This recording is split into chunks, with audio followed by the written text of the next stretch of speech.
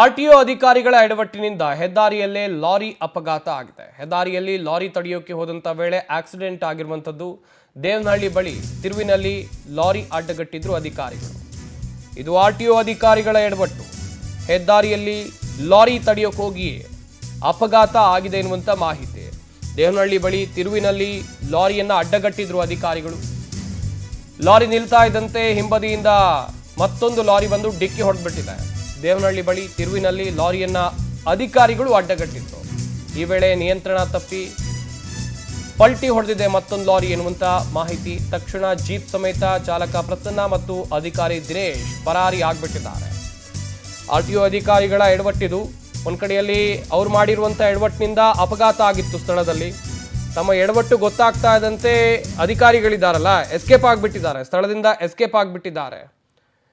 ನೋಡ್ತಾ ಇರ್ಬೋದು, ಮಧ್ಯ ರಸ್ತೆಯಲ್ಲಿ ಇಲ್ಲಿ ಗಾಡಿಯನ್ನ ತಡೆಯುವಂಥ ಪ್ರಯತ್ನವನ್ನ ಮಾಡಿದ್ದಾರೆ. ಅದು ಕೂಡ ಲಾರಿಯನ್ನ ತಡೆಯುವಂಥ ಪ್ರಯತ್ನ. ಸಡನ್ ಆಗಿ ಬ್ರೇಕ್ ಹಾಕಿದ್ದಾರೆ.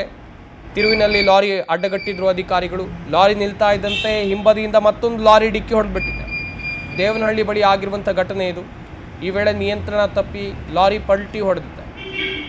ಪಲ್ಟಿ ಹೊಡೆದಿರುವಂಥ ಲಾರಿಯ ದೃಶ್ಯಾವಳಿಗಳು. ಇನ್ನೊಂದು ಕಡೆಯಲ್ಲಿ ಆರ್ಟಿಒ ಅಧಿಕಾರಿಗಳು ಹೇಗೆ ಹೆದ್ದಾರಿಯಲ್ಲಿ ಕೆಲಸ ಮಾಡ್ತಾ ಇದ್ರು. ಈ ಲಾರಿ ಪಲ್ಟಿ ಆಗ್ತಾ ಇದ್ದಂತೆ ಸ್ಥಳದಲ್ಲಿ ಇರಲಿಲ್ಲ, ಅವರು ತಪಾಸಣೆ ಎಲ್ಲ ಬಿಟ್ಟು ಓಡೋಗಿದ್ರು, ಎಸ್ಕೇಪ್ ಆಗಿದ್ರು.